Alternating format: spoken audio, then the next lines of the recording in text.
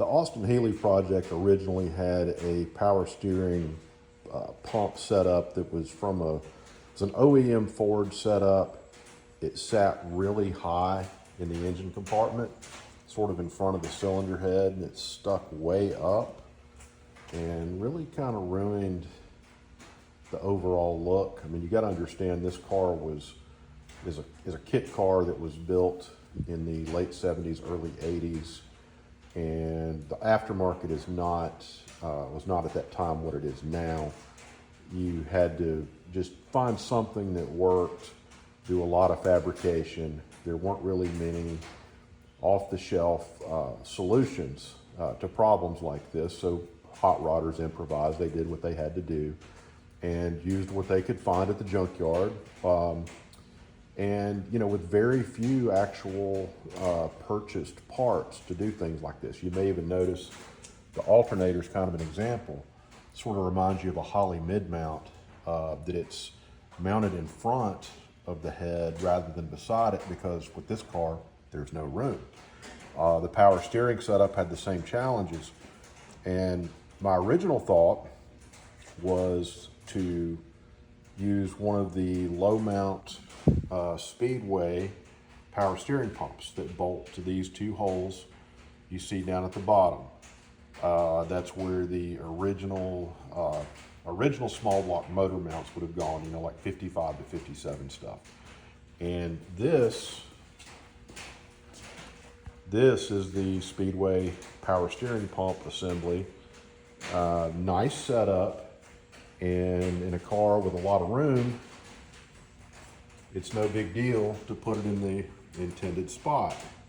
However, this car, everything's really tight, and even with changes that we made with the steering shaft to the Mustang 2 rack, and we've actually offset the rack with some 5/8 offset bushings to lower that down, but still, there was no way it was going to fit. And I was thinking, great, well, I got lucky. The bolt pattern for that water pump is the same bolt pattern as the mount. So, simple matter of bolts and spacers. You know, I had to change the spacing a bit to make it bolt up there, but I was able to do that, got it to bolt up just fine. But then the problem became the reservoir. The internal reservoir on this unit was very tall, and there was no room. It would hit the hose. I mean, it was just all in the way. Wasn't going to work. So the first thought was, okay, we'll go to a remote reservoir. No big deal. You know, we'll just remove the reservoir and mount one somewhere else. Well, the problem becomes, you can see this little Summit Racing power steering reservoir. This thing is, you know, about 7 or 8 inches long. And with power steering, you want to have gravity feed. Will a pump setup work? Somewhat. Not gravity fed, yeah, but not very well. It's hard on the pump. It's hard on the, you know, it's just generally not right. You're going to get aeration. It's not going to feed correctly. So you've got to have gravity feed off of this thing. And the problem becomes, where do you mount it that it's still going to have gravity feed? And that was the problem with it mounted in that location. You no longer have an ability to gravity feed, and unfortunately, most remote reservoirs have this same issue. So what I'm doing here is I'm still going to pick up on that bottom bolt. Really technically still going to pick up on both of those bolts, but what is now the top bolt that would have gone in the top part of the water pump, that one is now going to go in the bottom. And the other long bolt is going to go to a modified bracket. The original bracket that was designed to bolt to the engine, you can see I've got it fixtured up here on a piece of steel sheet, and you probably see where I'm going with this. This bracket is going to need to be extended.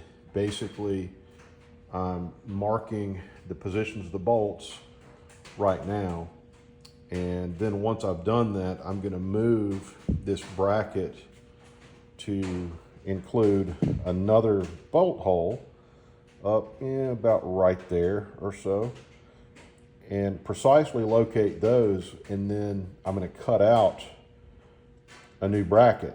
There's one threaded hole, but then there's basically 4 holes need to be drilled, 1 hole needs to be tapped, and that's it.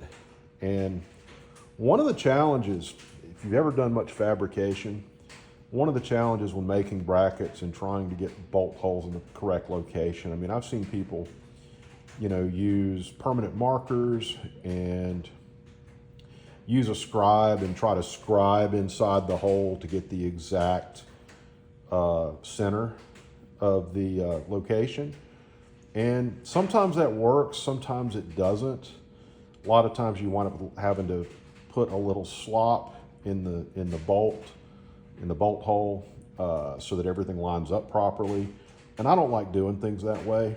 And fortunately, several years ago, I was watching a video from Mike Finnegan on Finnegan's Garage. And this is when he first started Finnegan's Garage, when he was still, doing Motor Trend, but it was, his own little personal projects and a lot more how-to type stuff that you don't see as much anymore. He's gotten into a lot bigger projects and great stuff. But anyway, one of those episodes, Mike introduced me to transfer punches. And you can see there's a few of them missing out of the kit. They're scattered around here as I'm working. But the way these work is you take the appropriate sized punch, and see it's got that sharp tip. I'm gonna get a better focus on it. And you put it in the hole and then smack it. And once you've done that, you can see you've got a nice centered point for your drill. When you stick this in a drill press, it's going to have positive engagement on that. And because of different size holes, you may need to use different ones. Like I had to use one of these smaller ones for this one, but I've got all those marked. And basically next step is to find the location of the next hole. And once I've done that, I'm going to do a little bit of tracing and determine what material I'm going to need for this bracket. And then after that, it's a simple matter of drilling some holes, cutting it out, a little bit of grinding on the edges, make it look nice, and we'll have a new bracket. And hopefully that new bracket is going to securely mount the pump and allow more room for the top radiator hose and for possibly to use the original reservoir. That's yet to be seen, but I believe it's going to fit.